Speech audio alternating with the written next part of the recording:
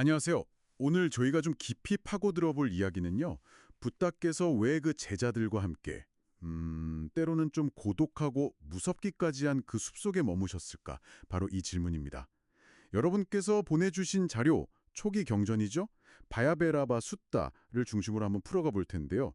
그 경전에 보면 자누소니 바라문도 그런 질문을 던지죠. 수행자의 마음은 숲이 빼앗아가는 것 같다고요. 네, 아주 핵심적인 질문입니다.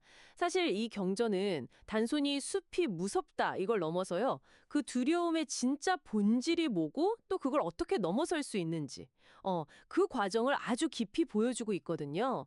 오늘 이 시간을 통해서 여러분께서도 두려움이란 게 뭔지 그리고 그걸 이겨내는 내면의 힘에 대해서 좀 새로운 시각을 얻어가실 수 있도록 함께 탐구해보면 좋겠습니다. 참 흥미로운 게 붓다께서도 처음부터 막 숲이 좋았던 건 아니라고 되게 솔직하게 인정하신다는 점이에요. 깨닫기 전 그 보살 시절에는 당신도 이 숲속 외딴 거처는 정말 견디기 어렵구나 이렇게 생각하셨다고요. 맞습니다. 바로 거기서부터 이야기가 시작되는 거죠. 하지만 붓다께서는 깊은 성찰을 하시면서 아주 중요한 전환점을 맞이하십니다. 그 숲이라는 외부 환경 그 자체가 두려움의 근본 원인은 아니구나 하는 통찰이죠.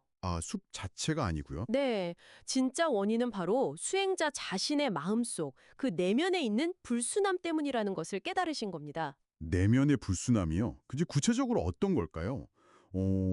요즘 심리학에서 말하는 내 안의 어떤 불안이 외부의 대상을 더 막 위협적으로 느끼게 만든다는 투사, 뭐 이런 거랑 비슷한 걸까요? 네, 정확히 그런 맥락으로 볼 수 있습니다.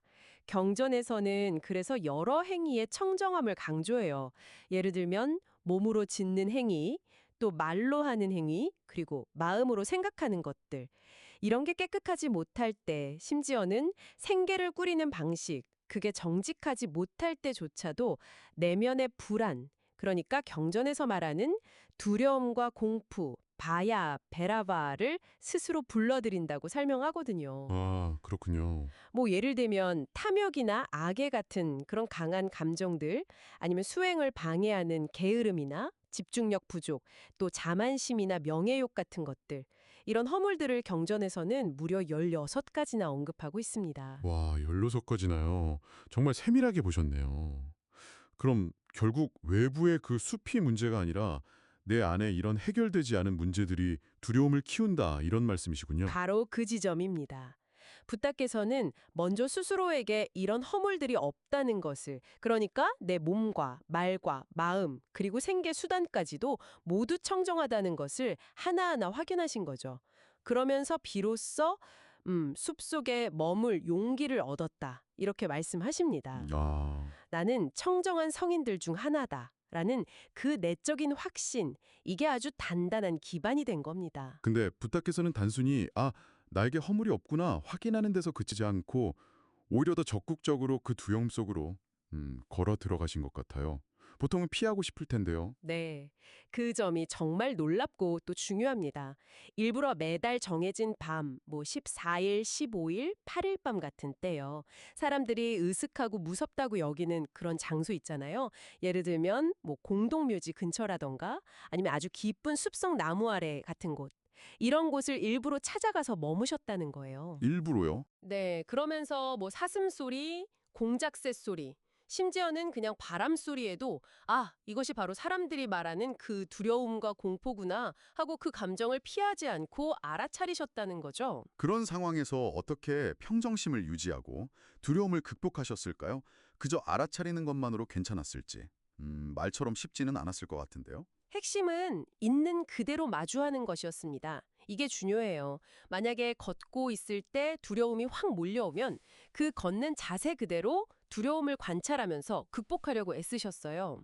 자세를 바꾸지 않고요? 네, 서 있거나 앉아 있거나 누워 있을 때도 마찬가지였죠. 두려움이 온다고 해서 하던 자세를 바꾸거나 뭐 도망치려 하지 않고 그 상태 그대로 현재의 감정을 정면으로 딱 마주하고 다스리려 했던 겁니다. 와, 두려움이 온다고 해서 하던 행동을 멈추거나 자세를 바꾸는 게 아니라 그 상태 그대로 유지하면서 직면했다는 점. 이게 정말 인상 깊네요. 엄청난 의지력이 필요했을 것 같습니다. 그렇습니다.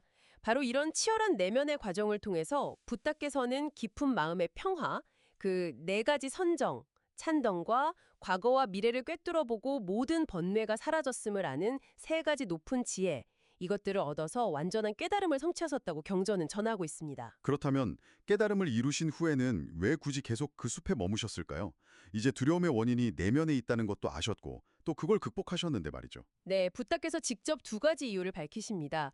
첫째는 깨달은 분으로서 누리는 현세에서의 행복한 머무름. 그러니까 그 숲속의 고요함 속에서 현재의 평화를 누리는 것 자체가 당신에게는 행복이었기 때문이라는 거죠. 아, 스스로의 평안을 위해서. 네. 그리고 두 번째 이유가 참 중요한데요. 바로 미래 세대에 대한 연민 때문입니다. 후대의 수행자들, 바로 여러분과 같은 미래의 사람들이 이 길을 따라서 수행하고 지혜를 얻을 수 있도록 뭐랄까 본보기를 보이시기 위함이었다는 거죠. 아주 깊은 자비심의 발로라고 할 수 있습니다. 오늘 바야베라바 숫다를 통해서 우리가 느끼는 두려움이 종중 외부 환경 탓이라기보다는 우리 내면의 상태와 깊이 연결되어 있다는 점, 아주 중요한 통찰을 얻은 것 같습니다. 그리고 그 두려움을 피하기보다는 있는 그대로 마주하는 용기가 필요하다는 점도 다시 한번 마음에 새기게 되네요. 맞습니다. 결국 내면이 먼저 정화되고 좀 단단해질 때 외부의 어떤 어려움이나 그 숲과 같은 환경도 이겨낼 힘을 얻게 된다는 것이죠. 그리고 부탁께서 깨달음 이후에도 숲에 머무신 것은 스스로의 평안과 더불어서 바로 여러분 같은 미래의 사람들이 걸어갈 그 길을 미리 보여주고자 하신 그런 깊은 연민의 표현이었습니다. 그렇다면 마지막으로 여러분께 이런 질문을 한번 던져봅니다. 지금 여러분의 삶에서 숲처럼 느껴지는 어쩌면 좀 피하고 싶거나 두려운 그런 상황은 무엇인가요? 그리고 그 상황을 마주하기에 앞서서 혹시 내 안을 먼저 좀 들여다보고 다스려야 할 불순함이나 허물은 없는지 잠시 성찰해보는 시간을 가져보는 것은 어떨까요? 이것이 오늘 여러분과 나누고 싶은 마지막 생각거리입니다.